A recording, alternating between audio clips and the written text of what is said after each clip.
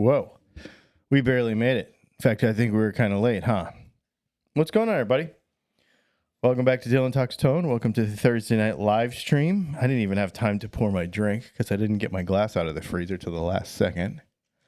Hope everybody's having a good Thursday, having a good week. I had to go to the liquor store today because I was out of supplies completely. So welcome to our Q&A. We take questions from Patreon and from YouTube members. We put them on the screen and we talk about them. If you want to ask a question, you can get in the chat and you can ask a question too. You can also use a super chat and we'll drop what we're doing and we will answer those questions right away. And we will talk about guitar stuff till about 9 o'clock. And then we will talk about off-topic stuff. So we can just hang out and get to know you about that stuff as well. These are all ad-free live streams while they're live. So if you want to support the channel, you can use a super chat. You can go to DylanTalksTone.com and buy pickups and merch and guitars and all kinds of stuff. So, yeah. I have to say real quick, because I know Dastardly Dave is here. Okay. And I was watching a show with Mackenzie yesterday. Mm-hmm. And I wasn't really paying attention because it was really her show. But what caught my attention, I mean, I like jerked my head around, is because I thought Dave was on TV because this guy sounded just like Dave. Really? Yeah, like creepily so. Had his voice. Where was he from? Ohio. Did he say Ewans? No, but he did have another tell. I don't remember what it was, but he sounded like him first, and then there was like a word, and I was like, "Wow, that's an Ohio word." It reminds me of Dave. It does. Anyway, thought about you. No, that's awesome. Dave. That's awesome. We're also going to talk about the dumbest words in guitar tone tonight. We're going to get to that in a few minutes. One thing, we're also going to have squeaky toys because it's a live stream, and that's what happens. They're eating their own food. That's a win. So before we get started too, one of the things I want to mention is we have a new people have been asking me about pickup winding workshops. And so there is one on the schedule for June. You go to the Texas Toast Guitars. This is how you have to do it. Okay. This is the rules. You go to texastoastguitars.com and you sign up for their class. It's like June 25th to 24th to the 27th, something like that. It's called Chris's name is in the name of the class. It's Chris's crazy class, something. Mystery class. Chris's mystery class. You sign up for that. And then you get in touch with me because that gets your spot at the shop. But then you have to pay me for the pickup part. It's two separate pieces. And so that will be a thing that you can do. And you can sign up and you can be a part of that. And it's going to be super fun. Because you're not going to build a telly. You're going to build something with some actual imagination, which is really going to be cool. So it'll be a challenge. And we're also going to bring a bunch of custom pickup stuff. We're going to bring stuff that you don't normally get to do. A bunch of acrylics and etched stuff. And yeah. Super chat from Dastardly Dave. Thank you for the super chat, Dave. He said, ad-free is cool. Jens is actually from Pittsburgh, born and raised, LOL. And to be honest, with you, we could probably bring the laser.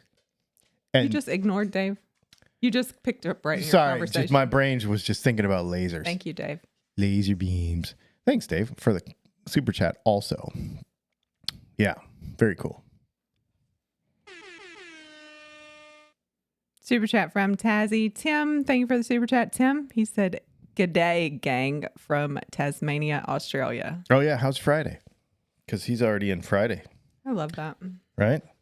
Okay, now you can talk about lasers. Yeah, we can take the laser. Is that what you said? Yeah, we could take the little one with us. Will it go in some kind of storage container? Uh-huh. Yep. That could then be put on the roof? Yep. Because we're going to take a giant with us. Because we're going to have this thing with us too. Yeah. So if you come to the class, you'll get to meet the puppy. Not that it's good desire to come, but like... it could make all the difference. Me and Zaba are going to be there. You are. Both of you will be there. Yeah. Why wouldn't you come? Exactly. Makes sense. All right. So let's go ahead and get into our Patreon questions because we have a bunch. Okay. And there's going to be some conversation. Actually, you know what? Nope. Hang on. I forgot to put this all the way to the top. This is the topic. Yes. That's a no. You can. Okay. All right. So there we go. Sorry, I forgot to drag the topic for the thumbnail to the top of the list. 1 moment.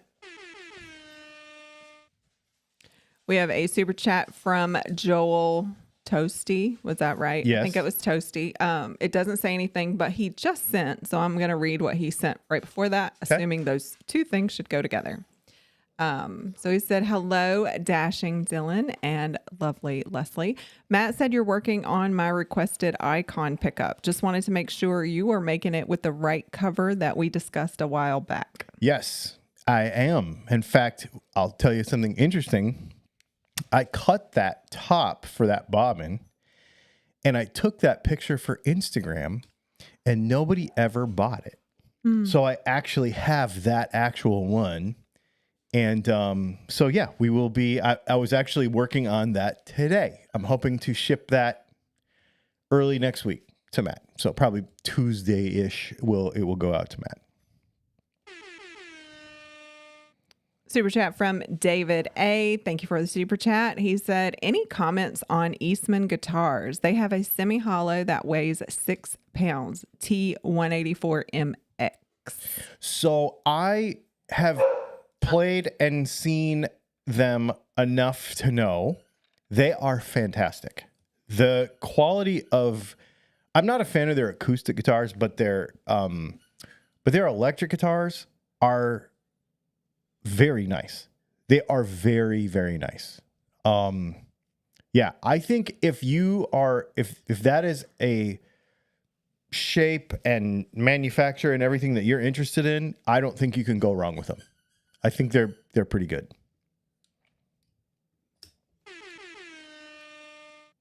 Super chat from John Own 16 can't play any Roddy. Thank you for the super chat, John. He said, ad free for me. Did you see my email regarding pickups for a Challenger? No, I did not. But that also might mean because your name might be different. So I will look at that. Challenger pickup email from John.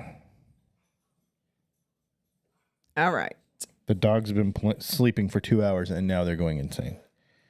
It's Toasty. I think I definitely said Toasty. It's okay. Toasty. And then he said nickel surround with the design on top, right? Yep. Excellent. Okay. Yep. That's exactly. Yep. Perfect. Yeah, I compiled all the parts for that today. So that'll get sorted out. It might get sorted out tomorrow. Because today's Thursday. For some reason, we had a little schedule change this week.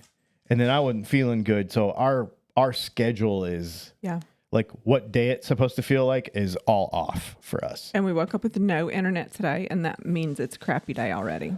Yes. So I had to take the Elonternet off of the van and like put the Starlink out in the backyard and then like string it in here so we could actually have internet for work today. Yeah. I put my status on, I reached out to my team on my phone because we didn't have internet. And I was like, no internet, trying to figure out my life right now. And then, of course, you got everything set up. And so when I signed in, I was like, okay, I have internet. I still haven't figured out my life, but I do have internet. That's so funny. Yeah, exactly. Super chat from Sarge. The Sarge, apparently, because his super chat, thank you, by the way, Sarge, he said, how's the super noodle doing? He's good. He just ate a mouse last night, and so he's right there. He's sleeping. Well, he's just woke up actually a few minutes ago. No, he's doing good. He's he's doing good. I got two other. I think he became everybody's favorite, by the way. Yeah, he's super sweet, and he really likes to be handled, and he's just a really neat really neat snake. My other two are giving me fits right now. We go through these, like, if I wish I could get all three of them to eat on the same schedule and behave the same way. And like, but they just, when one eats regularly, then I've got another one that doesn't want to. And I've got like, I mean, and they're all growing. So we're actually changing food sizes right now, which confuses them and messes it all up. So we're going through some eating drama with the other two, but he's doing good. He's doing good. Super chat from Tazzy Tim. Thank you for the super chat, Tim. He said, "How is your back, mate?" I've had a rough couple of weeks. It is, in fact, I went to the doctor again today. Because I mentioned that on a podcast earlier in the week that I'd gone to the doctor and we were working through some things, and we are still working through some things, trying some stuff, and I am in a lot of pain actually, but I think we have an idea what's going on, and I think it will be manageable, but I don't know how quickly we will work through it. I'm not really sure. So we're just kind of having to deal with it. Yep. But dang, it hurts. All right. Now we might be able to let's go through get to your question. Yeah, so we've got this question that came in through the chat, and then we're going to use it for our main conversation tonight, and I want to get people's thoughts on it as well. So, all right, here we go. Shane, good morning, lovely Dylan and dashing Leslie. That really messed me up. Because he swapped it up. Eastman is advertising their new neck joint design as able to increase both resonance and sustain. Could you explain the relationship between resonance and sustain? Because I thought if a guitar had too much resonance, the amount of pickups could sustain a note would go down. The pickups could sustain a note would go down. Yeah. This is an interesting question for a few reasons. Okay. So the thing about resonance and sustain, two words as they apply to guitars, especially as they apply to electric guitars, are just sort of overused and kind of dumb. Okay. The bottom line is resonance, by definition, is a reflection of sound. Okay. On one sense, and then on the other sense, that reflection of sound can cause motion. It can actually excite motion in another object. So when I was engineering engines back in the day, we would have to look at various resonance. We'd have to look at various harmonic resonances of various materials so that at certain RPMs, certain speeds, certain vibrations, you didn't introduce various vibrations that weren't supposed to be there, etc. And so in a guitar, this is an interesting thing because people really want to get all hung up on resonance. But the bottom line is this: what is the term? How do I want to say this? It doesn't apply, because when you vibrate a guitar, okay, when you play an electric guitar, what you're really trying to do is you're really trying to impart motion to the strings so that you can start induction in a coil. Okay, that's what you're doing. You're actually transferring energy from a kinetic energy to an electrical energy. That's what you're doing with an electric guitar. The mechanical motions of everything are really should be focused on the efficiency of the motion. Okay, not the prolonging or the reflecting of the motion, but they should be focused on the efficiency of the motion. That's different than with an acoustic instrument. With an acoustic instrument, what you're doing is you are taking a kinetic energy, and you're taking a kinetic energy that happens at a particular frequency and amplitude. So frequency meaning how fast it happens, and amplitude meaning how much it happens, and you're trying to make it more. You're trying to raise the amplitude so that it can be heard across the room. So it's a different thing. You're actually trying to grow kinetic energy on an acoustic guitar, on an acoustic instrument, and on an electric instrument, you're trying to transfer kinetic to electrical signal. So it doesn't really apply the same. Everybody wants to get super hung up on that because they want to feel vibration in their body when they play the guitar. The player experience, Zeba, don't eat his food. Zeba.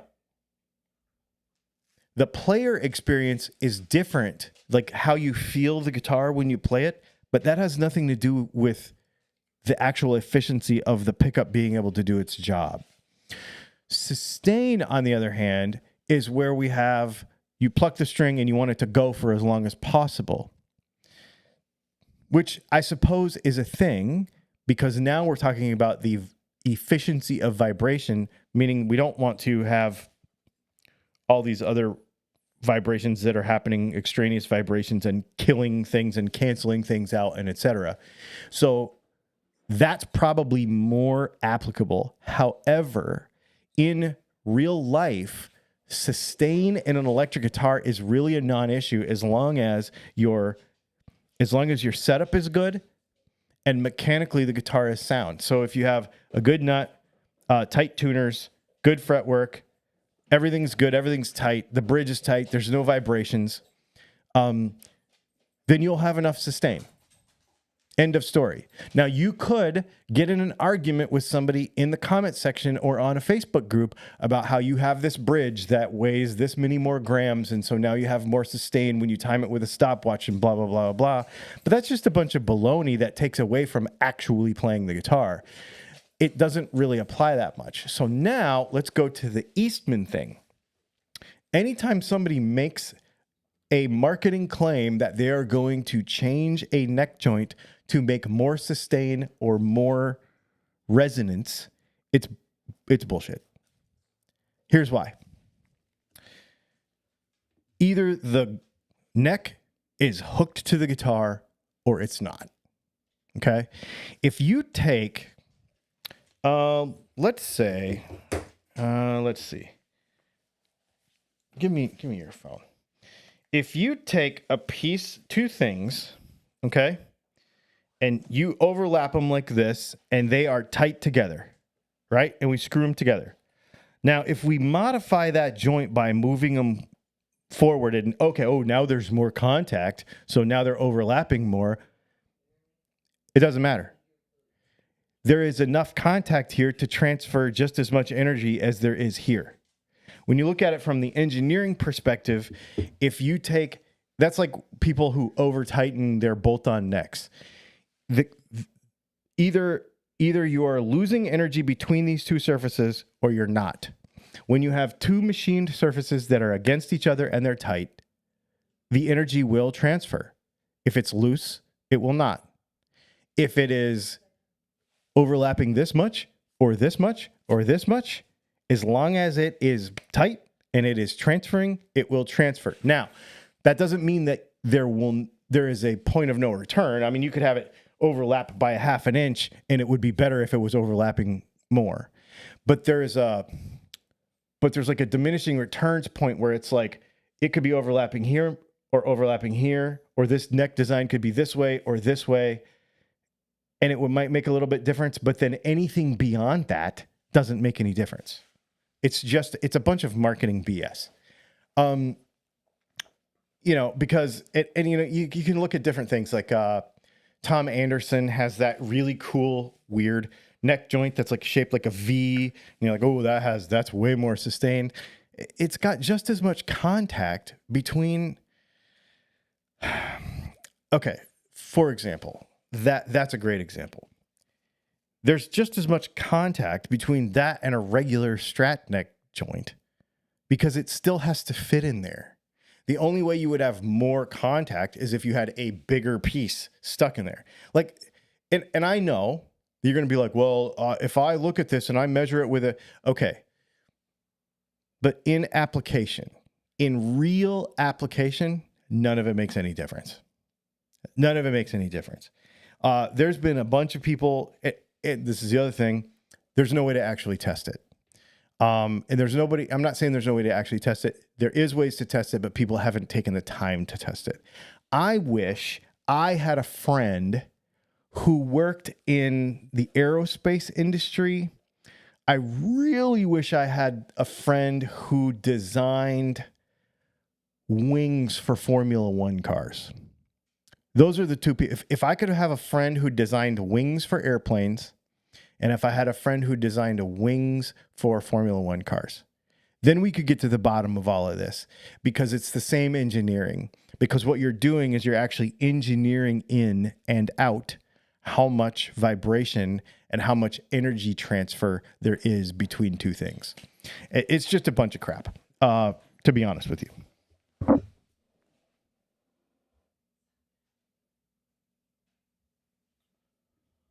Let's see. Hang on. I am...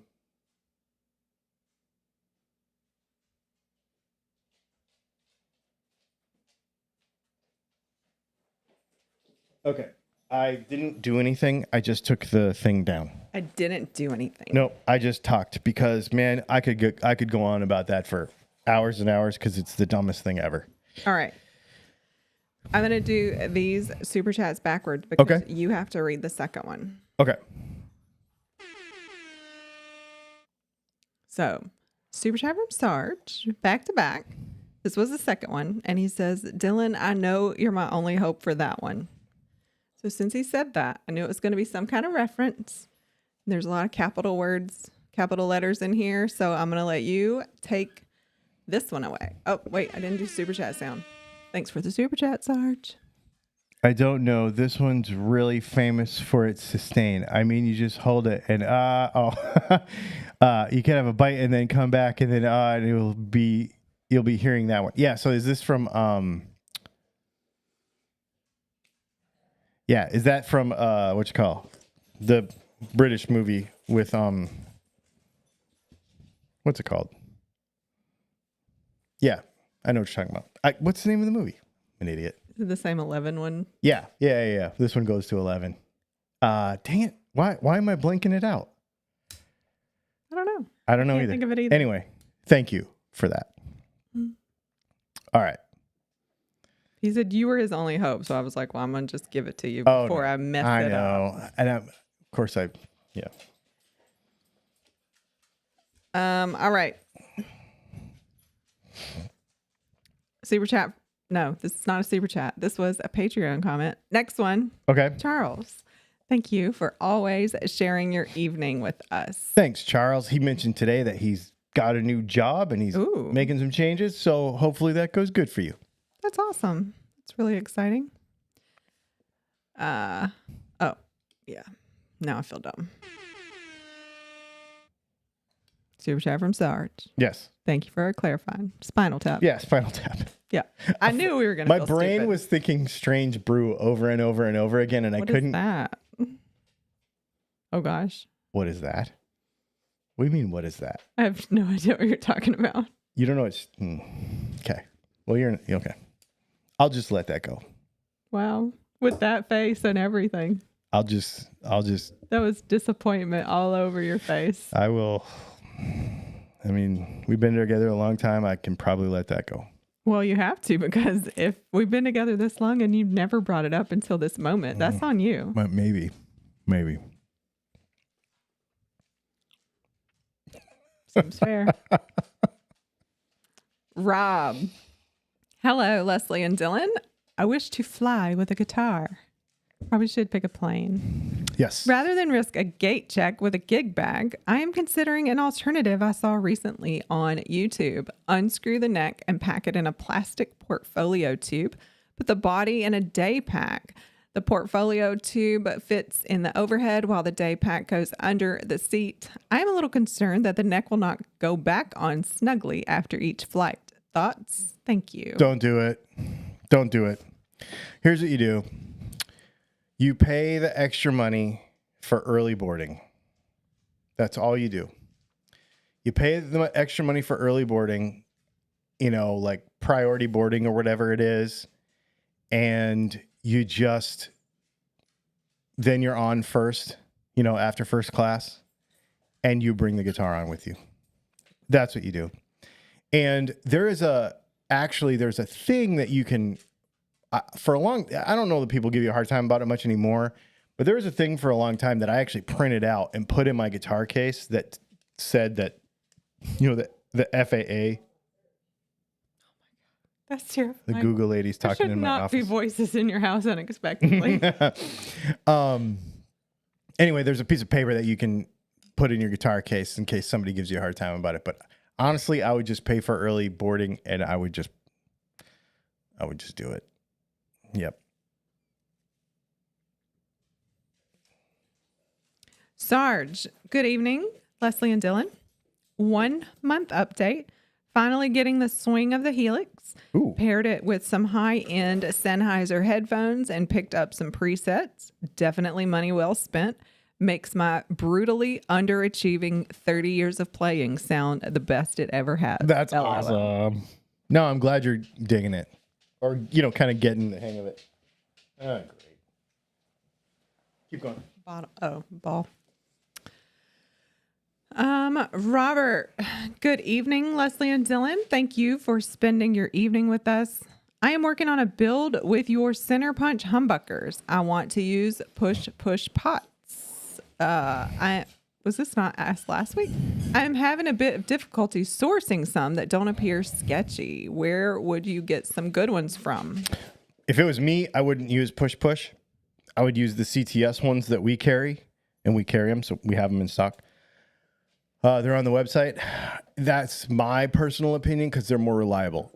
That being said, if you want to use push, Alpha is the only one that makes a good one. We have lots of questions tonight. Yeah. Garner, can a coil split humbucker actually sound like a Tele or Strat single coil? Thank you for your time and knowledge. Our Centerpunch can because we wind it special to do that. It doesn't volume drop, and it leaves you with about 5.5K of resistance and fairly decent magnets. It works awesome. We designed it about 11 years ago, and it's probably one of our most popular pickups of all time, and it really, really works well. Yeah, absolutely.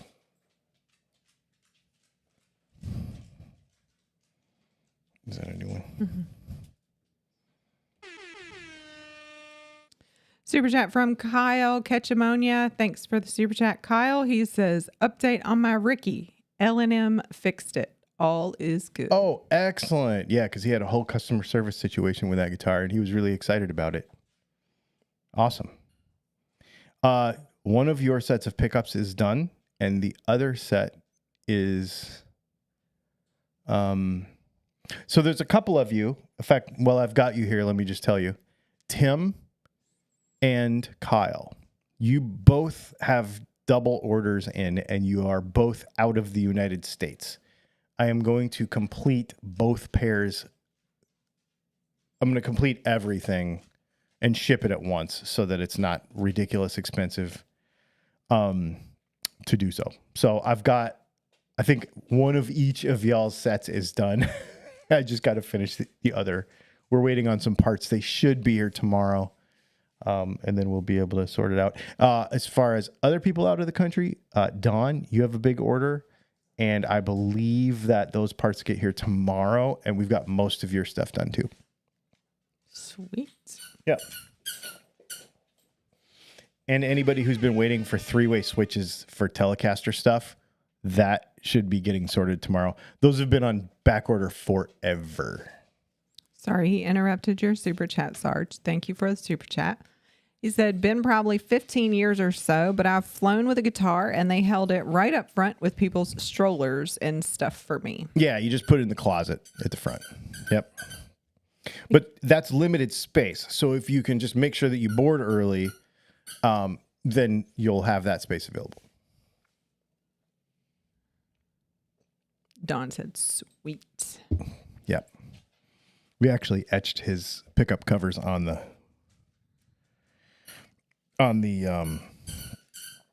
we etched his pickup covers on the video the other day, on another video. I don't think I've seen his. Yeah, they're neat. So just side thing here? Yeah. My friend Jeff Yes. texts me all the time. He's a musician of sorts, but he's been playing with this AI stuff. He writes the lyrics. So he's a pretty good songwriter. And then it puts it into like whatever, and then he sings it, but it puts it into whatever genre and changes his voice and stuff. It's wild, this AI thing. So Why is it still talking? Oh, no, that's somebody outside. That's the UPS man. Never mind. that's the UPS man, probably on the phone. Yeah. Also, that's probably your parts that I was just talking about, because that's what we should have coming tonight. Awesome. I should have something coming tonight in UPS also. Thank you very much. Oh, okay.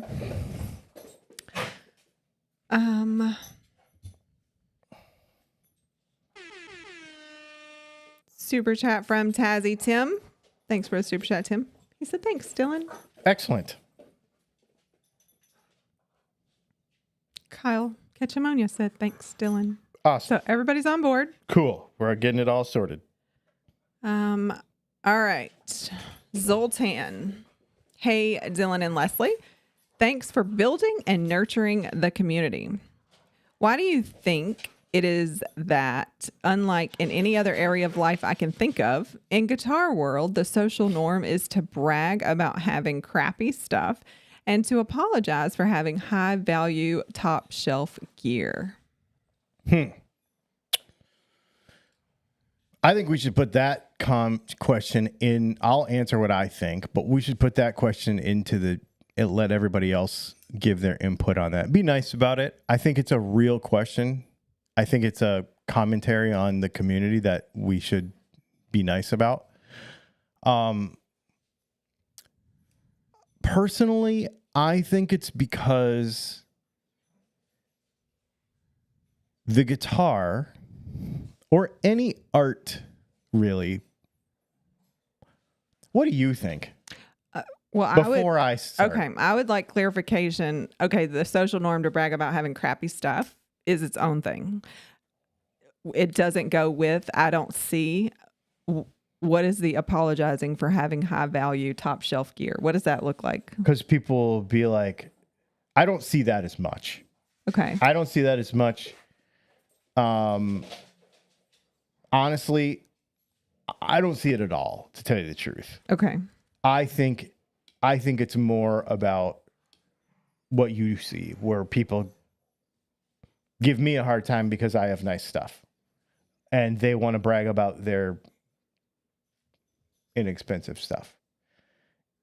Okay. Like reverse snobbery. So almost. my perspective. You see it, but don't participate in it. Yeah. That's why I want to understand what you. Well, that statement right there is what I was going to say. So I think there is a population. You're always going to see negative reviews. You're going to see negativity because anything positive doesn't really get shared. And True. so if you're in a group and you have nice things and you're probably there for a very specific reason and you just kind of filter through whatever BS is going on and people bragging, and maybe they're bragging because it's a first or it's new to them. You know, they could be legit bragging for a reason, like not just knowing it's crappy or cheap, you know, whatever that is. But you're never going to, in my opinion, you never hear from the people who have nice things because that's not who they want to chat with anyway. So maybe the apologetic part being, I don't fit in here and I can't share, like it's not inclusive. Maybe that's part of it, but I don't know. I just think negativity online will always come first. Yeah. And I think so. Okay. And from my perspective, what I see is the guitar, because I'm in a bunch of other communities, Mm-hmm. and I don't see that in other communities. For example, this is Visconti Homo sapiens, right? But I also have a Lamy Safari that costs $24. And I love it. And I use it all the time. And I actually love it equally for different reasons. And people value each. Doesn't matter what for like a fountain pen, for example, or a pocket knife. They value each of the things for what they're for. When it's a guitar, I feel like people assign the material thing and the value of it to their personal worth so much that when it is not up to the expectations of themselves first, like they wish they could have something better, but they don't want to admit it, or somebody else, that they take it really personally. Like that they just feel it's very, it's human nature, but especially because it's guitar stuff, because I just think I think they just assign so much value to that thing and what it means to them as a person and how it identifies them as a person, that when it's not enough or when somebody thinks it's not enough, they take it very, very personally. Okay. So in this day, okay, we grew up in the same time period. Where secondhand had to be, it wasn't cool. In this day and age, when I got this for $5 and going to the thrift store and buying things secondhand and consigning is so popular, like, why is that different? That's the part I don't understand, because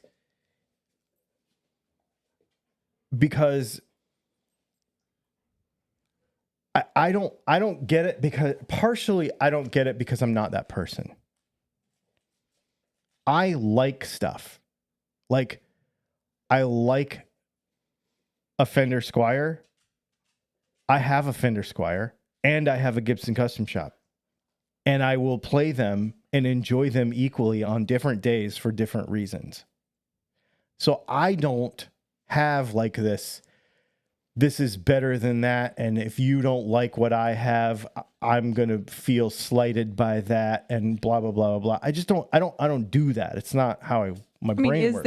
His question is bragging about crappy stuff, apologizing for high end. To me, that's two different things. So like, the bragging about why crappy is it stuff, bad to brag about what you have? The bragging about crappy stuff, what they're talking about, I think what he's talking about is this whole, I have 18 Harley Bentons and they're better than your Gibson. Okay, so they're not limiting it to themselves, is what you're saying. Right. If they just stopped at, I have 18 Harley Bentons that I love, you'd be okay with that? 100%. Okay. 100%. Absolutely. Love what you love and share that with the community. Yeah. That's what I care about. But how is that different than you, or is it just that extra statement? Because it's the extra statement. You're also making content that says that's not as good as. As long as you understand, because it's not. But the thing is that just because you play an inexpensive guitar doesn't mean anything. It just means that's what you have right now. That's awesome. I'm glad you're playing. And the other thing that's interesting too is it's just like anything else. Not everybody will appreciate this pocket knife, and they might be totally happy with one from Bass Pro Shops. For sure. Right? Totally fine. Harley Benton, whatever, Epiphone, whatever. That person might be like, I bought this Squier and I love it and it's awesome because that's what I know and I appreciate it. And if you gave them a Gibson Custom Shop, they would think it's cool, but not really understand the difference, not really know why, right? That's awesome too. When somebody is like looking down on someone else for having something more expensive than them and then trying to equal that person with their cheap thing that is not the same, that's where you start to get into this weird culture. Okay. And I don't understand why people do it. I think it's just because people are trying to find an identity in the thing. And I think they identify too much with the material thing, right? And And again, this is another thing where it's a little weird in my perspective because I do have a lot of cool stuff, but I don't have it to show it off for the sake of showing it off. I have it. I look at it like Jay Leno talks about. Zeba, get out of this food. Jay Leno talks about the fact that he is the caretaker, the curator, and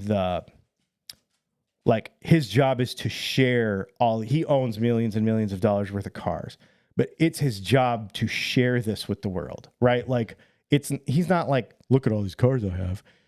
That's the way I feel about it. If you go to the range with me, I'm going to let you shoot my coolest gun. If you come over to my house, I'm going to let you play my coolest guitar. I want you to, it's a museum. I look at it as a museum, like come over and experience this. It's not, I have all this cool stuff, so I have a little different perspective about it, but I don't know. It's an interesting one. This is a really interesting question. I would like, Sultan probably isn't watching. He's probably going to watch us later in two acts. So I feel like I should slow it down to catch Sultan's attention and be like, can you elaborate on having to apologize for having high value top shelf gear? Yeah. I mean, I feel like I'm missing that perspective of why that was. He doesn't ask unthoughtful questions. So I know there's a reason that's there. And I would like to know. Nope. I agree. And that's why I wanted you to talk on this too, because you would be able to try to parse out kind of what was going on there. Anyway. All right. I think I'm behind on the super chats. Okay. I got that one. All right. Super chat from Sarge. Thank you, Sarge. He said, see much less people apologizing for high-end stuff as much as people trying to hide badges because they don't want to advertise for free. Eye roll. I mean, depending on what you do online, you have to do that. Yeah, I have to do that in some cases. Yeah, I have to do that in some cases because it's how I make a living. Yeah. And the film industry does that. Like, you're not going to see a logo unless they paid to be in that movie. Correct. So there's a reason all of that happens. Yeah. Actually. Yeah.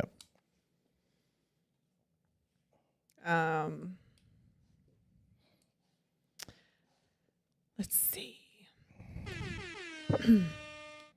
Super chat from Joel Tosti. Thank you for the super chat, Joel. He said, Dylan, I have two 15K pickups in my guitar, but they measure like 11K and 7K after installation. Any idea on what may be causing this? Thanks you. I'm sorry. Say that. You have to read that again. He thinks he has two 15K pickups. One reads 11K, one reads 7K. Why? That's the TLDR. One sounds like one of the coils is shorted. What does the other one sound like? Or is one the solution? Is that what you're saying? Yeah, one might be decent, but the other one might have a shorted coil. What should he do? That should be the next question. Test each coil individually and see if you can narrow it down.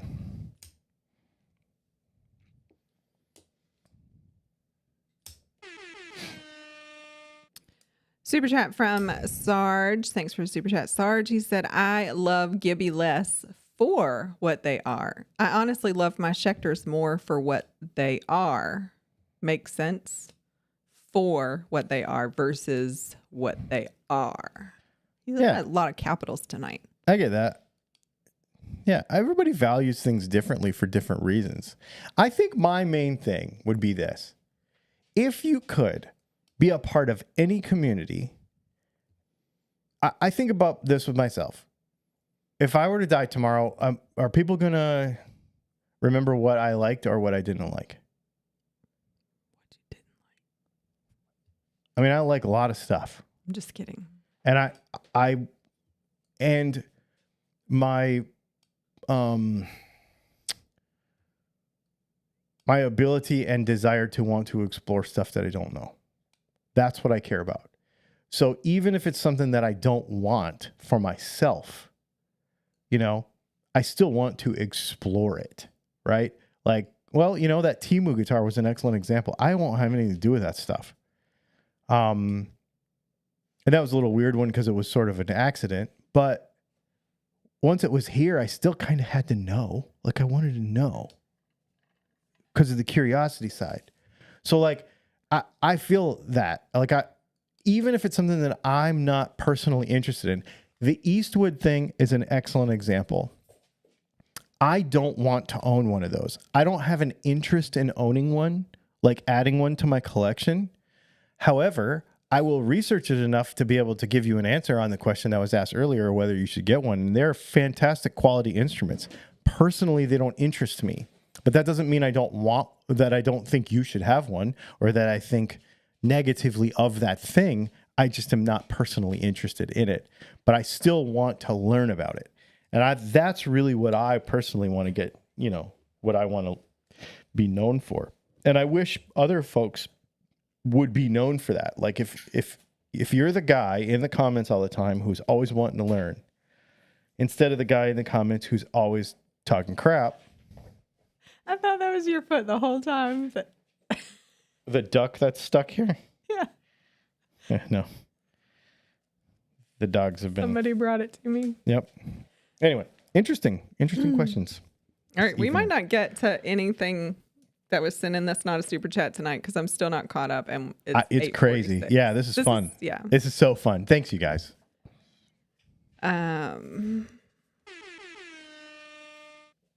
Super chat from Kyle Ketchamonia. Thanks for the super chat, Kyle. He said, I don't get it.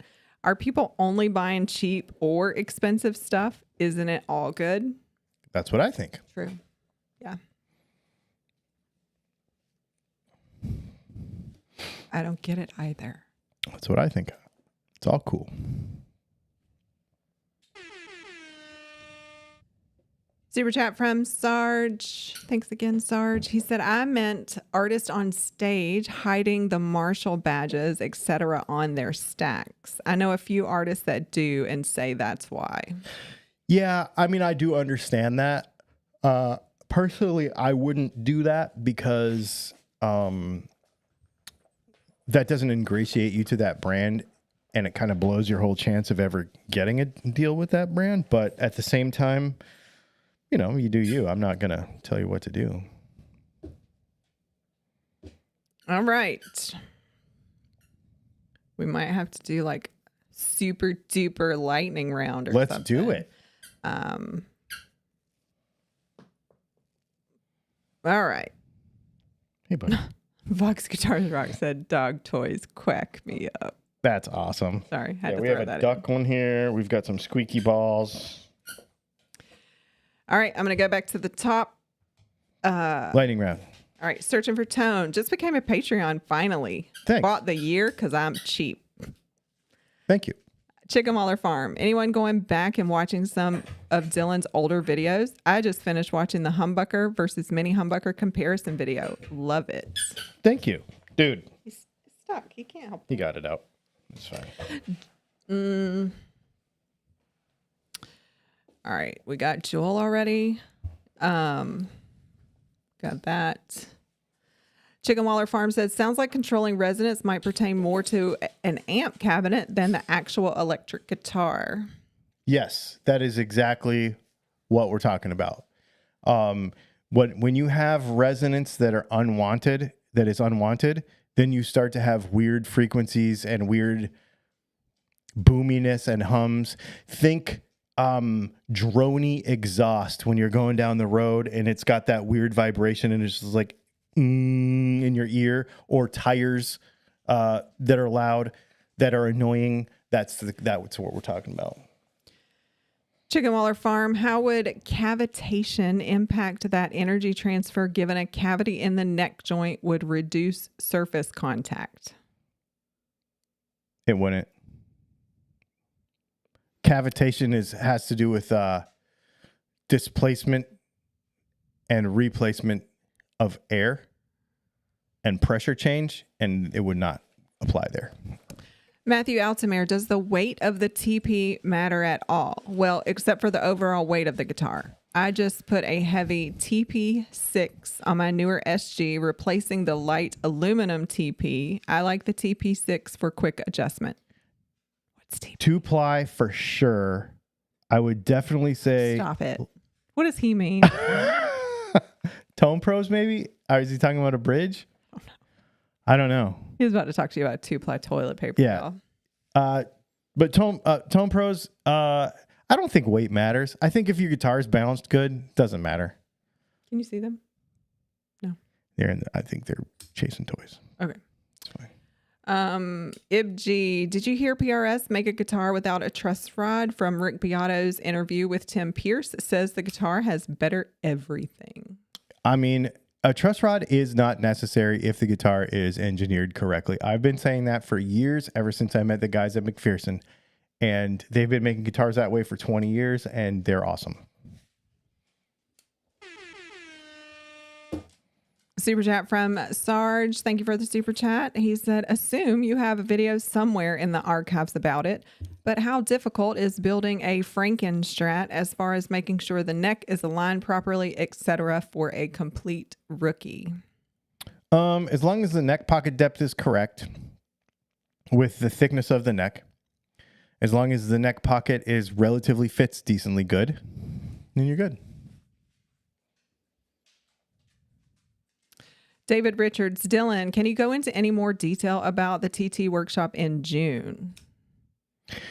Yeah, I mean, go to that webpage. That's going to be the best way to get the details. But the bottom line is you need to bring your own. All you're getting for that is the only part. I think they're going to give you paint, obviously, and all the sandpaper and all the stuff. But as far as guitar parts go, they're just giving you a body blank. And then when you add the pickup add-on, then I'm giving you all the pickups stuff.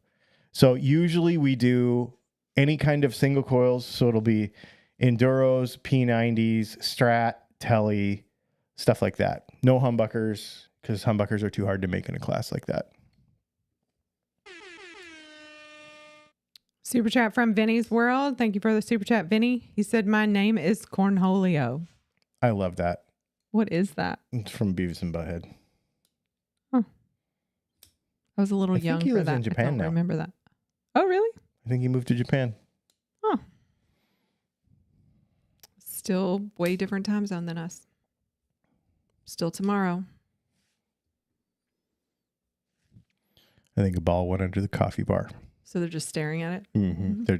That's what the quietness is. They're just looking. Well, as long as you can see them, that's perfect. At the bar. Vinny's World. I think because it's part of the rock and even more so punk attitude, where it's the small guy against the big corpos thing. That would make sense. Okay. Are these people our age? They probably that was that music and attitude. Yeah. And Vinny's metal. It's Victoria G. I remember you saying you don't limit yourself to a certain spec. I agree. And yet I know it's mind over matter, but playing my 24-inch scale after playing my 2475 just feels like putting on cozy slippers. Yeah. And I mean, I'm not saying that I don't have a favorite. Yeah. I like a 25.5-inch scale. I like a Slim C. I like a 9.5-inch radius or a 12-inch radius. Like, I have a favorite. But I also don't limit myself to just my favorite. And I think now we're getting into some of those thoughts when we were talking about Zoltan's question. So Dastardly Dave said, is the just as good as coming out in them? Yes. Hawkman Hawk said, it's only crappy until you set it up and add some DTT pickups. LOL. True. It's Victoria G. There's a way you can be happy with your less expensive guitar without saying just as good as. My BMG Aerial is my absolute favorite. The one I would save in a fire, but it's not a custom shop and I don't pretend. Right.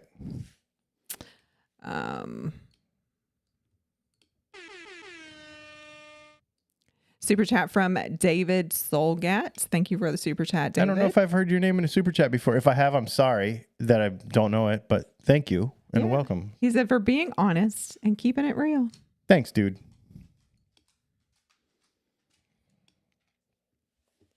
Did you just boot me because you want me to go get that ball? It's Victoria G. It's also part of brand as identity, brand as a tribe, along with the value of you as a person wrapped up in the guitar. That's what I think. That I am with you. Yep. Fox Guitars Rock said, I don't worry about my guitar's sustain. If I want or need more, I just use my tone bender. Just saying. Yeah. Remember a long time ago, John 5 did that rig rundown with John Bollinger, and he's like, you don't have a delay or anything? And he's like, no. It's like, if I need a delay, if I want to hear the note again, I just pick it again. Like, yeah, just pick it longer. Like, I don't know.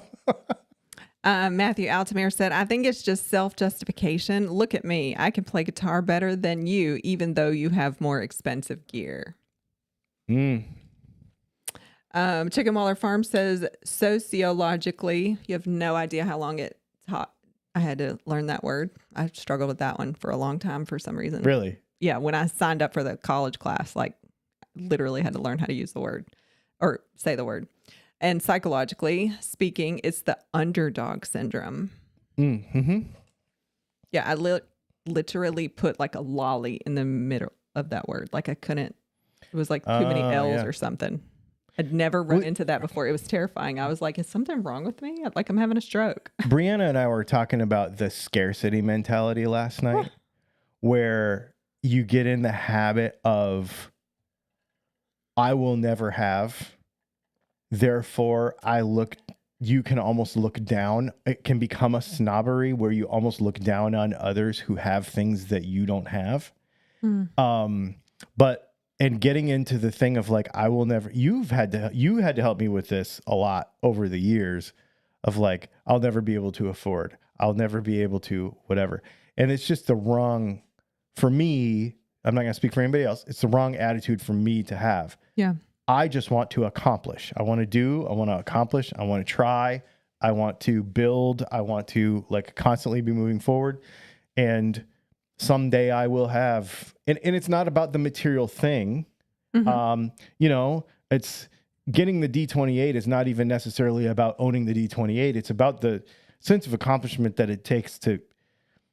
Yeah. And like what that means. to you. With the life path, the life path associated with that. How many people just accept where they're at and they never make it out of that. So that could be the problem too. I mean, I actually love this stuff, but not to just harp on that. But you said scarcity mindset. And you're like, you helped me. That's something I fight all the time because I think from how I grew up, I don't like to run out of anything. Well, that's why Brianna and I were talking about it, because it happens for me with groceries though. Like something's like, I'd still do it. Like I just noticed something's gone today and I'm like, nobody told me. Oh, and so with her, it's like her hoarding mentality where she's I don't like, hoard, but I'm like, I need the next, like, what if I need that before I order groceries next time? Last night we were trying to get Brianna's bathroom organized because she has so much stuff in there. And I'm like, why do you have 3 or 5 of everything? And she's like, well, what if I need it? And I'm like, no, like, you don't need the piece of 2x4 in the garage to be there for 10 years until the one time you might need it, but maybe never. Like it just... You can't tell a lot of people that. I know. Because as soon as you throw it away, you need it. But that's a thing, right? Like, and that's why everybody has the Rubbermaid with 70,000 freaking micro USB cables, and we don't even use those anymore. So it's all related, I think. Super chat from Tazzy. Tim, thank you for the super chat. Tim, he said, I just sprayed some accelerant on a polyacrylic finish. Any thoughts on how to fix the melted effect? Help. Nope. Oh, no. That sucks. Whoops. Hey, Zeba. No gay stuff. Come here. Zeba, come. Bandit was looking very super violated. Chat from Sarge. Thank you for the super chat, Sarge. He said, my Epi versus Gibby Lesses. The Epi might have been just fine if the setup with the same electronics, but the Epi felt like a toy. Gibby just felt better. Psychosomatic? Maybe, but honestly, how it felt. Yeah, and if it feels different to you, and that's totally cool.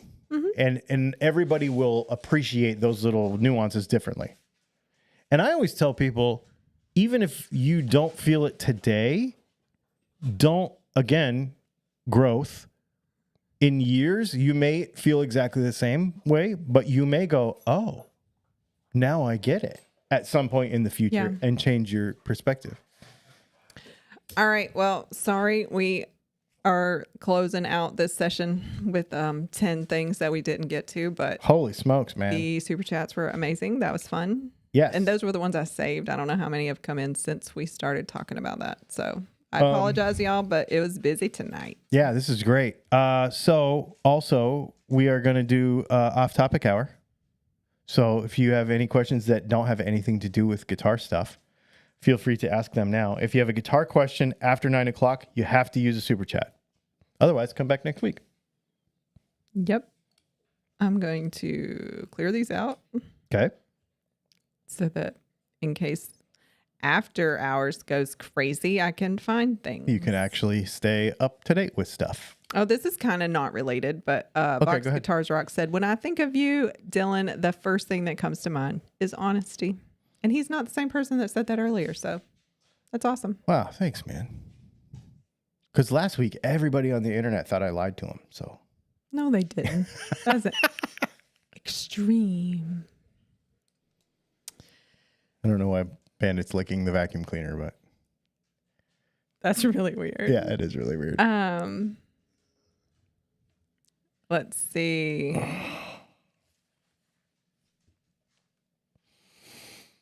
Dr. Tim said, I agree on the scarcity when it comes to groceries. I grew up poor but never hungry. In the military, the biggest mistake was to run out of anything, and my wife calls me a food hoarder. See, that's the weird thing. I'm not a hoarder, though. Because if it expires, it's gone. Yes. 100%. Like zero regrets. Yeah. So, and I'm not, I don't know how the both exist. I probably need therapy, but. Probably. Whatever. Vox Guitars Rock said, I don't overstock the food, but I have lots of ammo. I mean, I need more.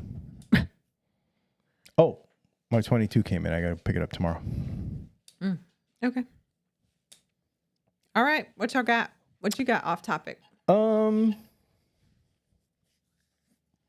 We got some. Well, we're starting to make plans for this summer, so that's cool. We're gonna just put in all my time off. Did at you? Once it felt. Whoa. I felt very guilty. Did you? And I had a meeting with my boss today. He was like, "This is amazing." I'm glad you're taking time off. Yeah, because you never take time off. Okay. Yeah. So we are going to be going to Michigan. We're going to go see Doc. You were talking to him? I thought about it earlier, but I didn't want to call you out. I texted him last week and told him, but now that I know more specific, I'll shoot him a text tonight. Yeah, I'm in planning mode, so y'all need to figure it out before I lock in my plans. And then we'll be going to... we're going to Blade Show. I bought tickets for Blade Show. Oh, you did get the tickets? Yeah, I did get them. So that is going to be in June. Mm-hmm. We're going to Colorado. Mm-hmm. What else? We got a bunch of stuff. Yeah. I think we're going to South Georgia in July. Yeah, we got a bunch of stuff. We're going to be taking the dog a bunch. He doesn't know it yet, but he's going to be traveling puppy. I hope he likes it, man. I know. Yep. I've been working with him a bunch. I really hope. So not that I don't want to meet the people that come to Denver. I will, because I will be there by default. But if Saba and I can go vacation on our own like I did that time by myself, and we could go waterfall walking, and that would be really fun. Mm-hmm. Hopefully he handles elevation better than I do. Oh, yeah. Yeah, I think he'll be okay. He's just a puppy. He's just like hasn't figured it out yet. We've been walking him a bunch, and he's actually walking on the leash really well, for the amount that he's done it, and he's catching on to it pretty quick. So that's cool. He doesn't really like riding in the van yet, so we're gonna start doing that a bit more.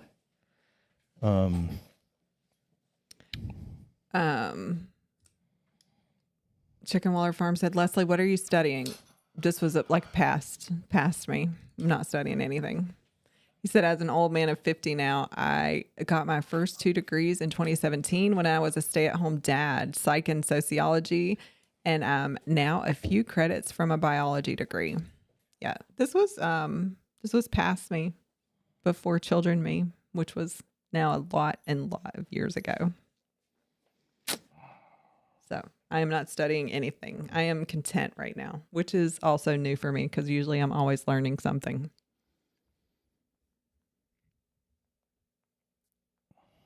Oh,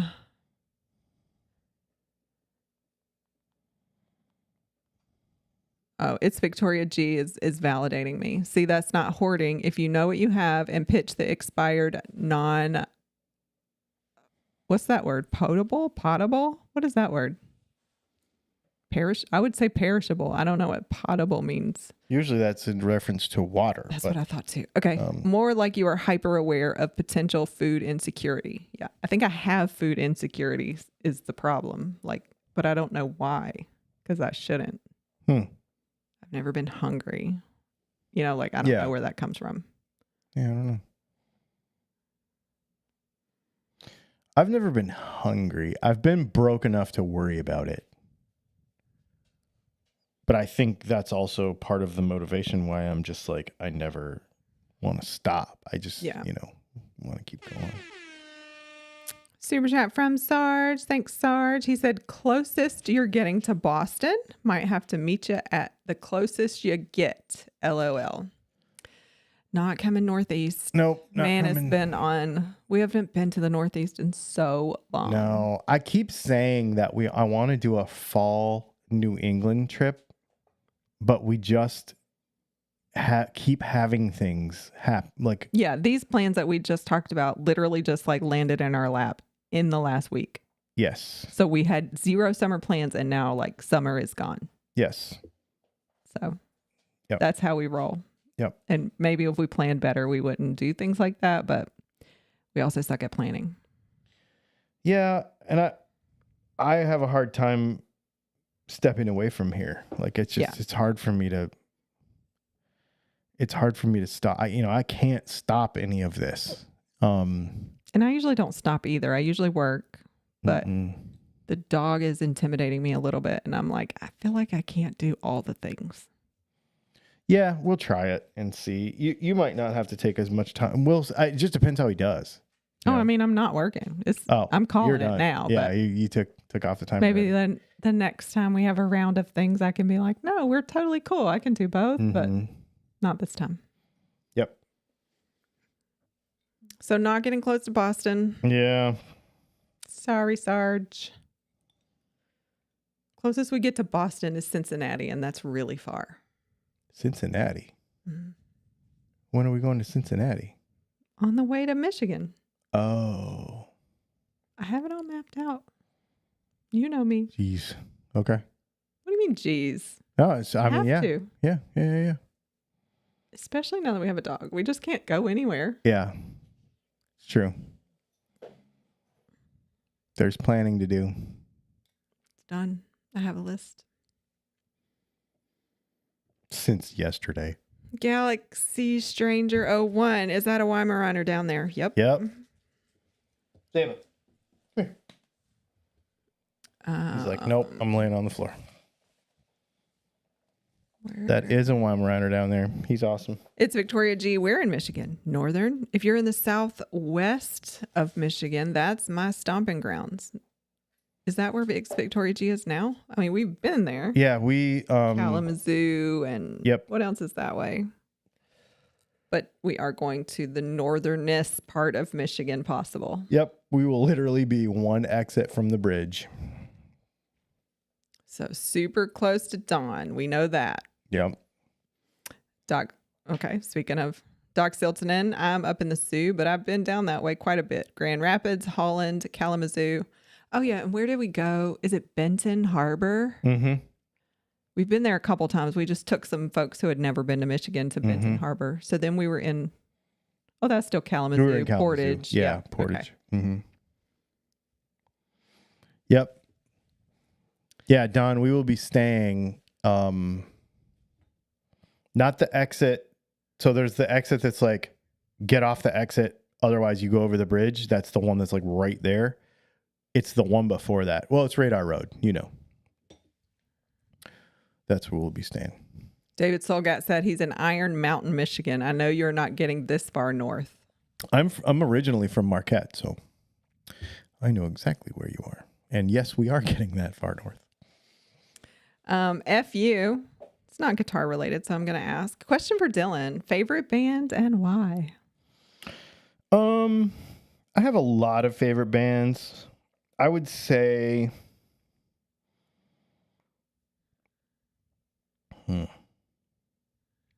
So my favorite, I'll give you my favorite record of all time. And then I'll give you a couple. So my favorite record of all time, 100%, is actually an electronic record. It's DJ Shadow Introducing from 1996. That's my 100% all-time favorite record.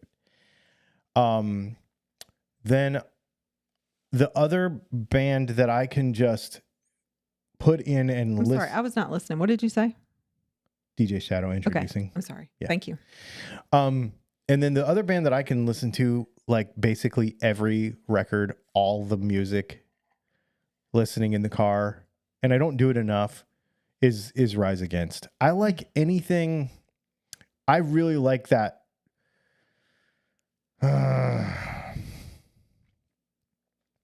I like punk when the songwriting is good, but not like totally Rage Against the Machine political activist good.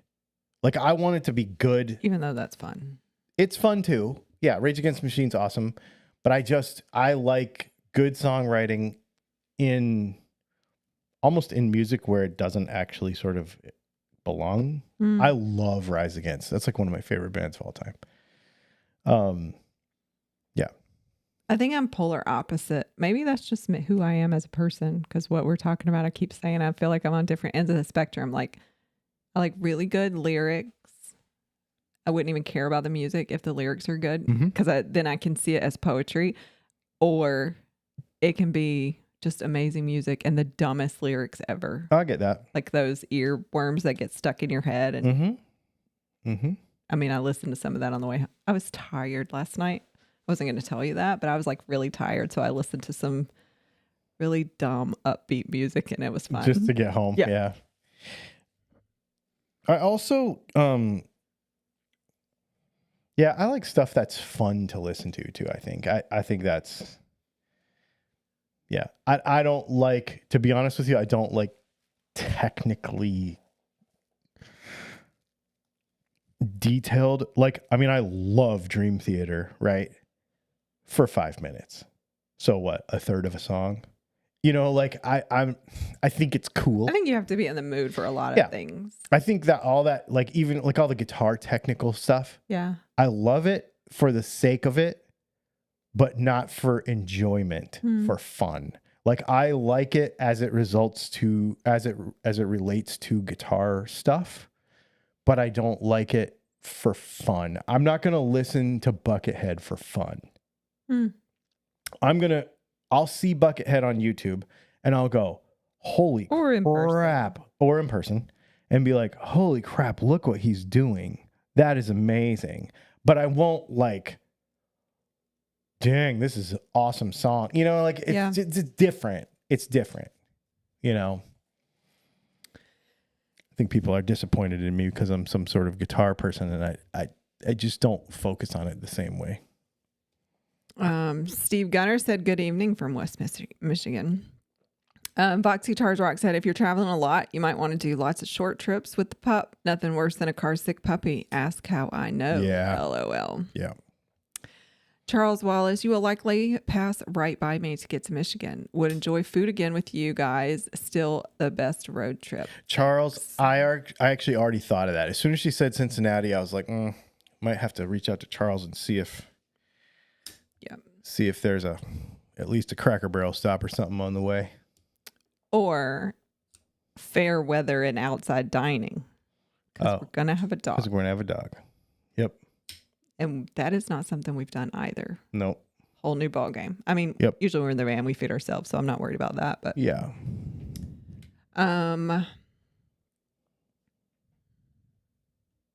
Chicken Waller Farm said, what part of South Georgia are you going to be in? Also, I would suggest you visit the Grandfather Mountain Highland Games in North Carolina in July. It's incredible. That sounds like he would need a kilt, and I say no. Hell yeah. Speaking of that, did I tell you that Jackson invited me to a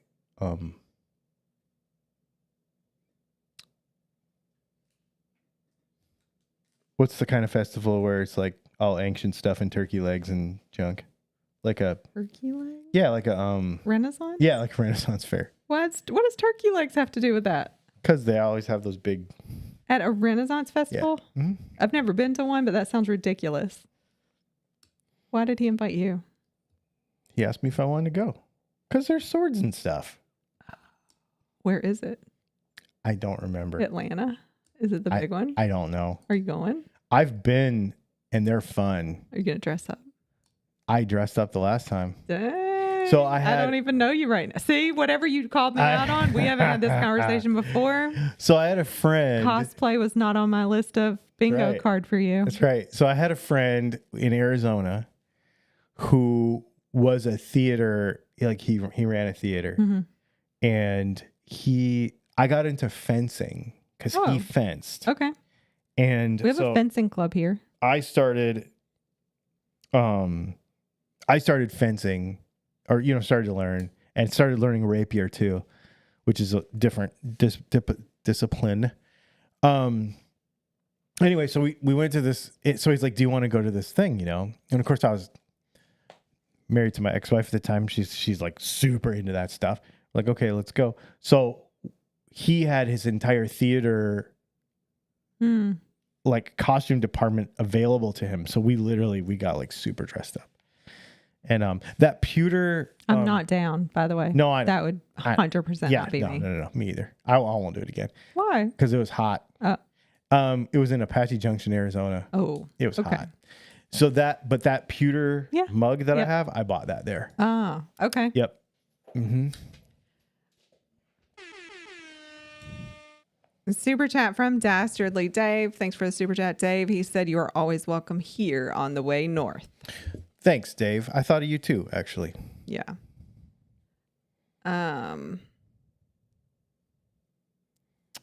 Okay, sorry. Things were flashing and I'm like, what is happening?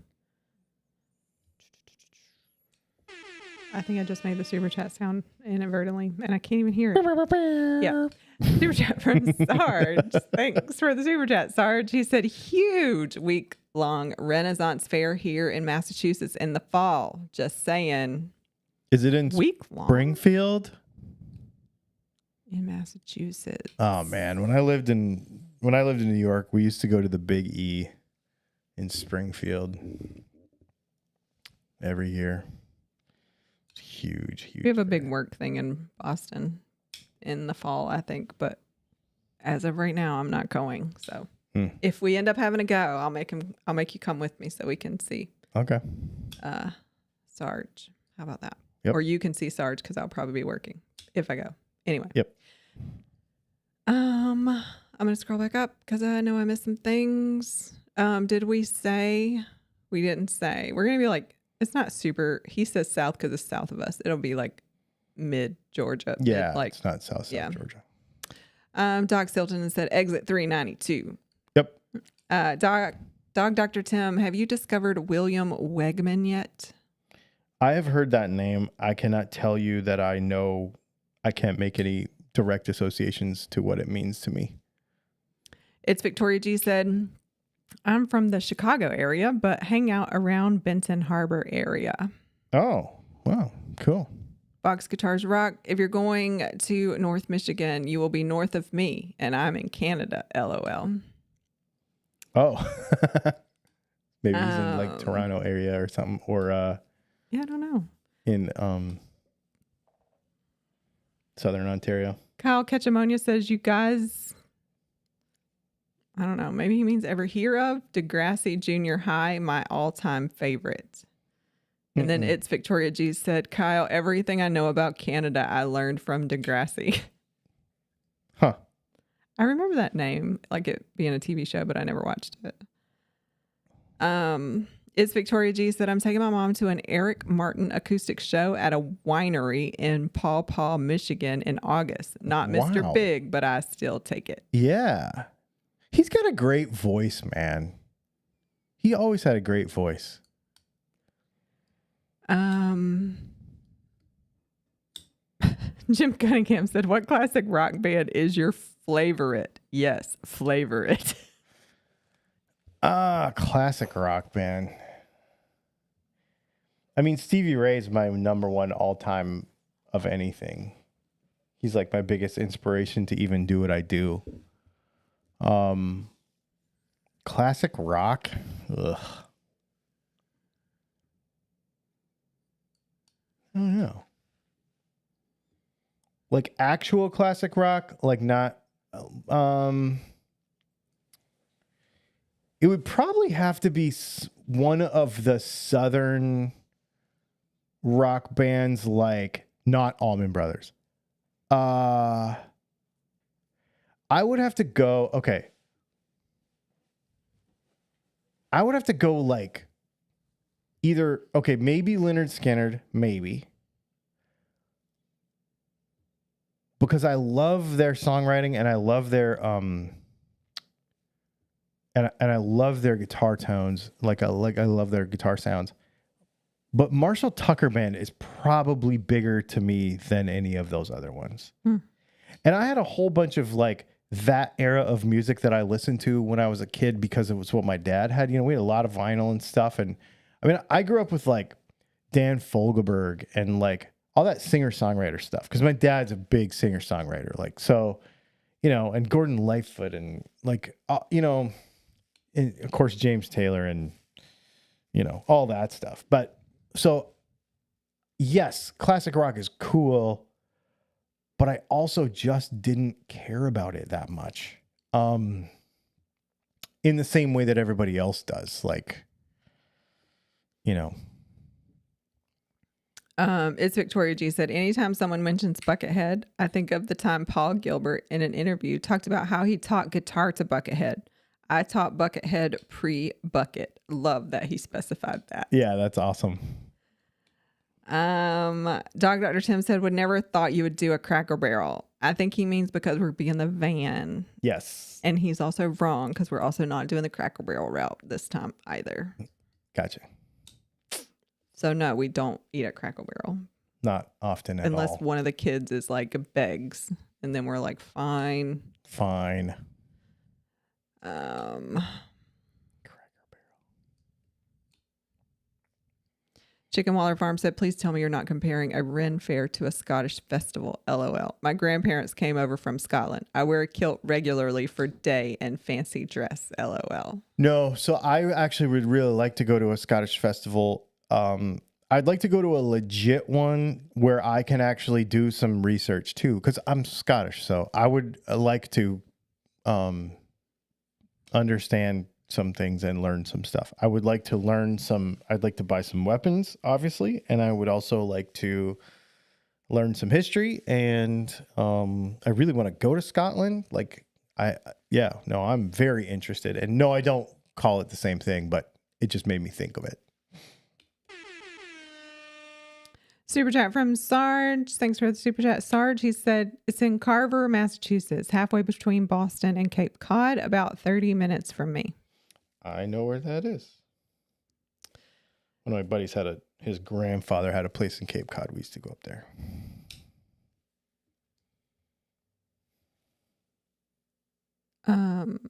Dog Dr. Tim, first of all, I'm going to go backwards. He said Wegman is a photo artist of green dogs, Weimaraners.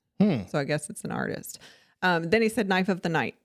I actually said that first. I got two. Folder is what is this thing? TRM Atom in diamond cut titanium. It's probably one of my favorite knives of all time, actually. And then the fixed blade that I have that kicking around is man, I can't remember what model this is. But this is half face blades. Something. I can't remember which one. Pirate. I think this is the half face blades Pirate. Yep. It's got a sharpened swedge on the back side of it. It's pretty cool. Galaxy Stranger 01. Don't you think Texas Toast Guitars is being super disingenuous? I wanted to go to a seminar, but then I found out they were in Colorado. That's funny. They always say that happens, but I've actually never seen that. Somebody actually say that. That's funny. That's why they actually changed the name of their classes. It's called the 5280 Workshops now. Yep.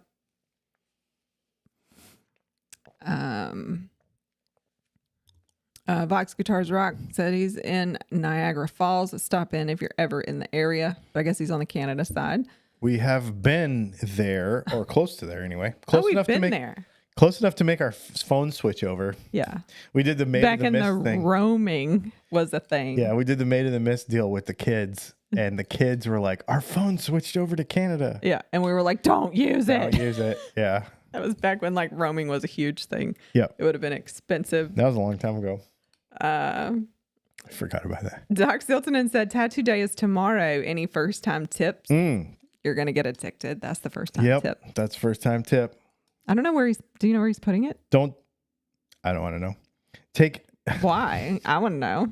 Don't take any pain pills or anything, any blood thinners, anything like that. Yeah. Hydrate. Yep. Drink a lot of water. Because you will get like an endorphin head rush, probably. At least I do. I feel like it's just the adrenaline that it is the adrenaline. And so if you do not hydrate, you might feel weird. It also depends on how long it takes and what you're getting and how good your person is. All that matters. Because I've gotten tattoos where I felt like I was getting, raked with a rusty nail. And then I've gotten, the guy that I've used the most recently, literally feels like he's drawn on me with a Sharpie. Like I can barely feel it. So, yeah. That's cool though. That's exciting. I showed you what he's getting, right? You did. Yeah. I had to ask, but you did show me. Yeah. Oh, they're not even going together. He's telling Dave he's functioning as the guinea pig for his kids. I thought they were all going to go together. Oh. Apparently they're getting the same thing at different times. Oh, I didn't know that. I thought they were going together too. That's really funny. So what if they chicken out? Are you going to care? He won't care.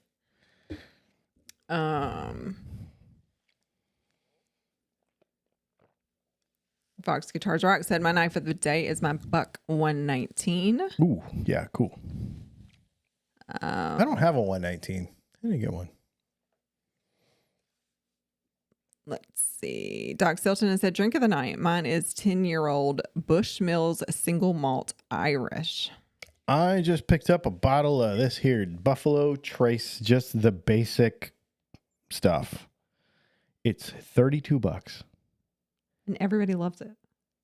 I do too. It's just, really? It's not good. Just drinkable. But it's just good. It's just it's like a and mine belly. is just vodka and raspberry ginger ale because I really like that stuff. And it's limit one bottle. They won't let you buy more than one. For a $32 bottle? Like, because why I is don't that? think they get that much of it. Well, they also just flooded. Wasn't it Buffalo Trace? Yeah, Buffalo Trace just flooded. So maybe instead of raising prices, there's a limit on demand or... Yeah, anyway. I don't I think they're back, but they did flood. Fox Guitars Rock said, "Are Texas Toast guitars thicker than regular guitars?" I don't know, but Texas Toast is way better than crunchier. regular. They're crunchy. No, they're not. Not for what the word crunchy means. Don't put that on them. They're not crunchy at all. They're the opposite of crunchy. Oh, Matthew Altamere said, "I think I'm against the norm. I only have one tattoo. Never felt the need to get another one." Yep. Don't relate. Don't understand it. It's Victoria G. Back when roaming was a thing in high school, while in Canada, my friend sent a tweet via text about how great poutine was. Most expensive tweet ever. Oh, never my lived goodness. it down. That's funny. Man, I remember my first cell phone was in Arizona. It was Cellular One, which was before that was AirTouch, and AirTouch was before that was Verizon. So it was way long time ago. We didn't have AirTouch here. We went straight from Cellular One to Verizon. Okay, well, we had AirTouch in between. And anyway, so... Because my bill now comes with like, "Thanks for being a customer for 20 years. And I'm like, oh really? my God. Yeah. Well, I was a dealer. I was a Cellular One dealer. And it was my first cell phone. And I remember it being like, it was a 3-watt bag phone with the dunk thing going on the roof with the cable going out the window. You're a little older than me. And it was like, I want to say it was $95 a month. There was no texting or there was no data or anything for 30 minutes of talk time. It was $90 a month for. And even then, you were like, when am I going to use 30 minutes? Because you only used it for like emergencies, right? Like you're like 30 minutes. That's forever. And where we lived, you had to be in a certain spot because it was in the middle of nowhere. Yeah. I didn't think of that. Yeah. I was a Cellular One dealer and a Prime Star dealer, which was Prime Star was before it was EchoStar, before it was Dish Network. I don't know anything about. I mean, my grandpa always had satellite everything, but I don't know anything about that. I mean, my grandparents had the 12-foot Orbitron in the backyard. You had to go out there with a until he broom and a ran it over snowstorm. with his motorhome. Oh, really? Actually, I think it was still in the. It probably is still there. It probably still is. I think it was there. Well, I lived in that house, and I think it was there then. Strange enough. That's funny. We still have a dish on this house. I don't know. Why don't you take it off? I should take it. You know why that's there? It was grandma. Was grandma so she could watch Japanese TV? Yep. Chickamauer Farm. When you get tattoos, does your artist use the modern gun that's battery powered? Yes. Or the old school 2-wire gun? Nope. Battery powered. Battery powered gun.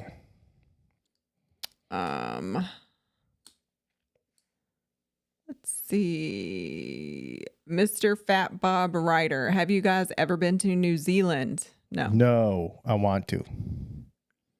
Daniel Zamora said, "Dylan, how has life with a normal watch treated you?" You don't even have it on today. I don't have it on tonight. I want another one. Dude, I love watches. I have a bunch of watches. I just don't. The thing about the watch is when you're sitting here working all day and you're wanting to, like, I don't know that the UPS man came or whatever, like, you know, because we have cameras and stuff. And so the notifications thing is nice. I really like it a lot. I would say that if I don't have to do a bunch of driving, I will wear a real watch. I really like having it on when I'm driving, though, because it cuts down on the amount of, although I don't know, the Audi is so good. The CarPlay thing in the Audi is so good that I don't necessarily care. I don't know. I probably wear a normal watch more. Mr. Fat Bob Ryder also said, "I got heaps of tattoos, and some people will say to me that I look just like I did 20 years in prison, and yet I've never been." Yeah, I don't like when people make inappropriate comments like, "What is that going to look like when you get old?" I'm going to look like a cool old person. Yeah. Awesome. We saw, I don't know if I told you this one with the girls. That was pre-baby. It was 3D ultrasound day, and we went to Target. When we walked out of Target, there was an old lady covered in tattoos with like shorts and a tank top on and bright purple hair. And we all went up to her to talk to her because I was like, that is a cool old lady. Yeah. And she was like, I really appreciate you coming to talk to me. Like, yeah. Because I think probably people still look down on her, even though like, and she was with, I think it was like her sister who was in a wheelchair, like total opposites, but they're together and she's helping her. And that lady took the time to like, because we were talking about being prejudged and people, we just got into a little conversation and she was like, this is the nicest woman you'll ever meet. Like she takes care of me. Like it was just really sweet. No, that's neat. Anyway. I love it, man. It's a story.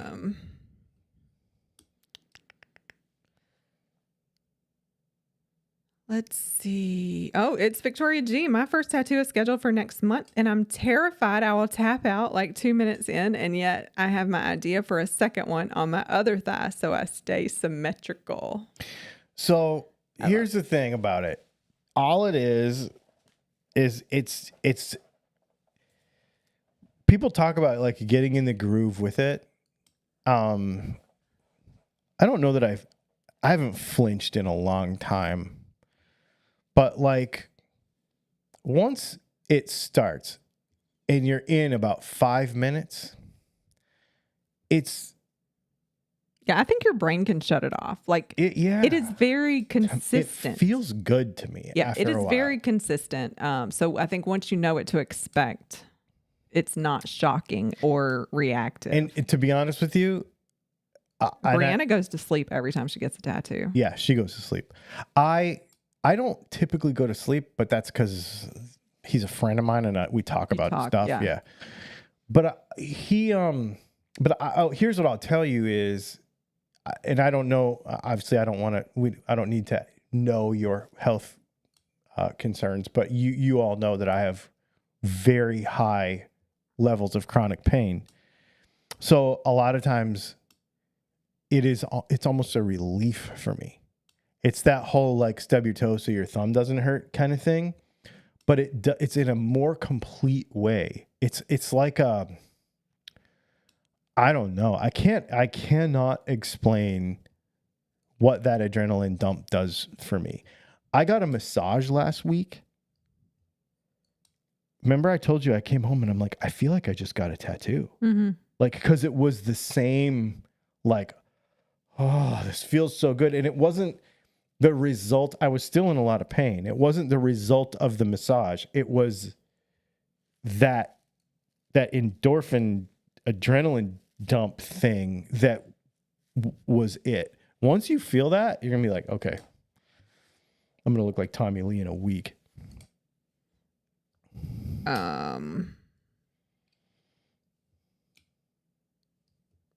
Let's see. Scrolling back. Doc said he relates to what Victoria G said. You won't tap out. Yeah, you won't. It's Victoria G. I realize I'm starting to get stretch marks and cellulite and wrinkles, and I'm going to hate how I look when I age. So why not hate how I look why not hate how I look for how a tattoo fades and blurs over time? Yeah, except that I will tell you that it's better now. Yeah. Like the tattoos of 30 years ago and 20 years ago, the inks are better. The guns are better. Fox Guitars Rock said, what's the price rate for tattoos now? I don't know that that's consistent at all. Yeah. It depends on the artist. Yep. It's definitely charged like art now, I think. Yes. They usually have an hourly rate. If I told you what we paid for stuff, most people would be like, holy crap, I can't even believe that's even real, because our guy is so reasonable. And good. Yeah. You usually don't get both of those. So good. Yeah. Yeah. And usually it's a you get what you pay for sort of thing. You kind of have to be honest with you, the way you shop for a tattoo is you go and you look for the artist that you want, you find the art, and you don't worry about how much it costs. You have to go in there with like, it's on you forever. So you cannot like get the Harley Benton version. You can, but don't. Like, you have to go in there and be like, this is the art that I want. This guy looks like he from seeing his Instagram and stuff, can accomplish what I want. And it's the style of art, because everybody does something different. I've got 3 or 4 different artists on me because they do different things. This dragon right here is done by a guy who does this Japanese style stuff. And so, but that's different than this guy who does more of like an old school kind of like gangster tattoo kind of stuff.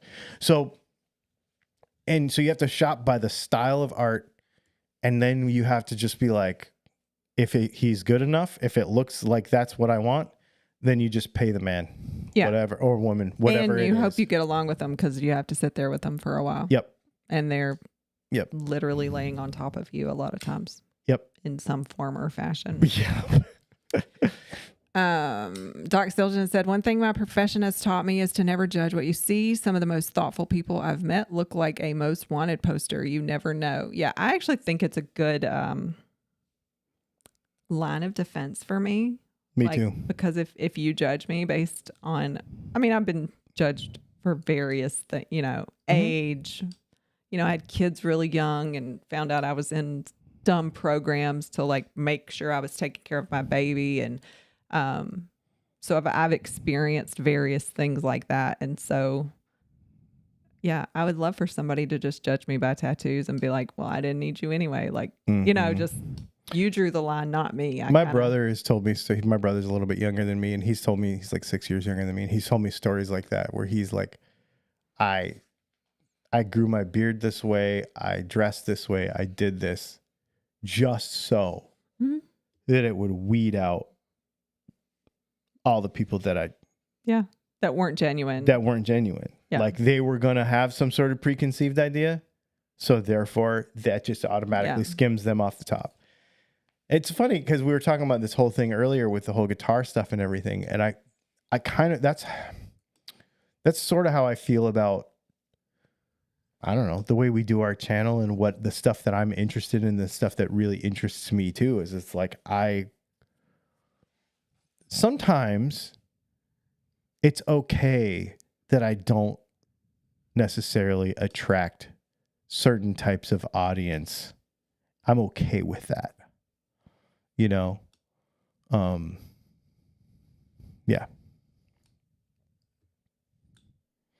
it's okay that certain types of audience watch me and are completely repulsed by certain things that they find offensive. Like, it's okay. Jim Cunningham said, hey, since this is off topic, how do y'all feel about the possum? I think they're too greasy. I've never ate it. I've never ate a possum. But I think they get a bad reputation, and they're actually really cool and not... People think they're dirty, but they actually don't get fleas. Like, they're actually pretty clean. I've known people who have raised baby possums. Pretty fascinating little creatures, actually. But yeah, never ate any. It's just roadkill here. I don't know anybody that eats it. Yeah. Don't we have a friend that has a pet one? We did, but I think it grew up and went on its own. You know? Yeah. As you should turn a wild animal loose at some point. Exactly. But Doc Stilton said, Dylan, look up theories on the gate control theory of pain. It explains what you're experiencing. The Maple Leafs and the Senators are about to go into overtime. Okay. Well, we have a few things to go through then. Okay, let's do it. Daniel says Dylan loves tattoos because they involve guns and art and mild pain. And he's not wrong. Not wrong. It's Victoria G said, OMG, my dad has severe chronic pain and I've tried to convince him to get a father-daughter Muppet tattoo. Animal for him, beaker for me, and the replace the pain might be a good angle. I mean, it really does. It's a thing. It's a thing. Doc Stilton said, I have no idea what the cost is. I have no idea. I asked some of my patients I have who have really nice black line work where they got it done and then went there. Smart. That's super smart. Yep. It just is going to cost what it costs and it'll be fine. Yep. Chicken Waller Farm said, my tattoo artist studied in Japan. I'm planning a pushed in and tapped in tattoo in the near future. Oh. What does that mean? Pushed in and tapped in? Oh, no.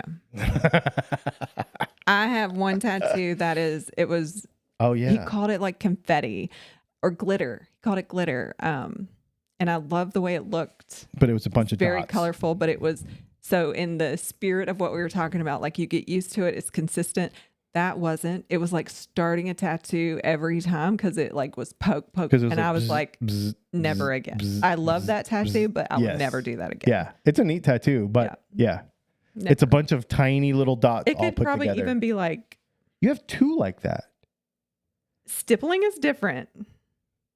Stippling is a certain kind of needle, and it just happens. Oh, because you have a stipple. That sunset thing's a stipple, right? Yeah, it has stippling in it. But that's different than your butterfly one. Correct. Oh, and I will never do that glitter thing again. Okay. That was his specialty. I went to a certain person for that. It could probably be touched up, but I'm like, nope, not happening. That's funny.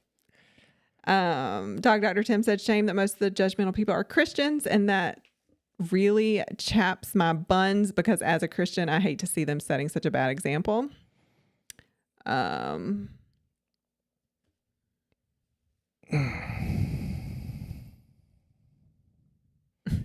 Cunningham said, I mentioned possum because one is outside eating leftover cat food.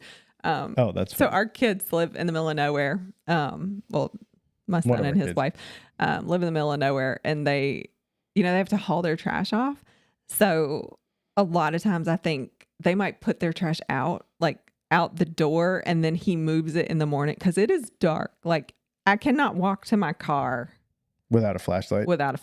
Dark.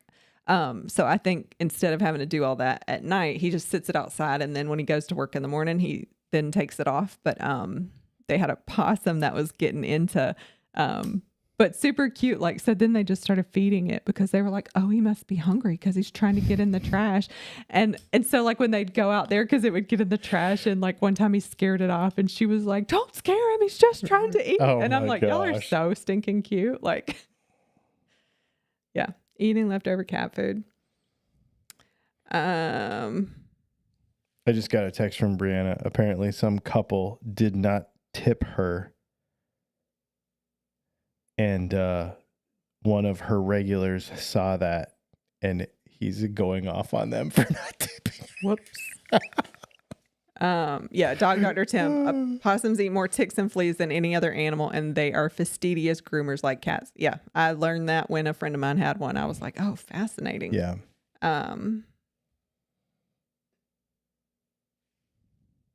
All right.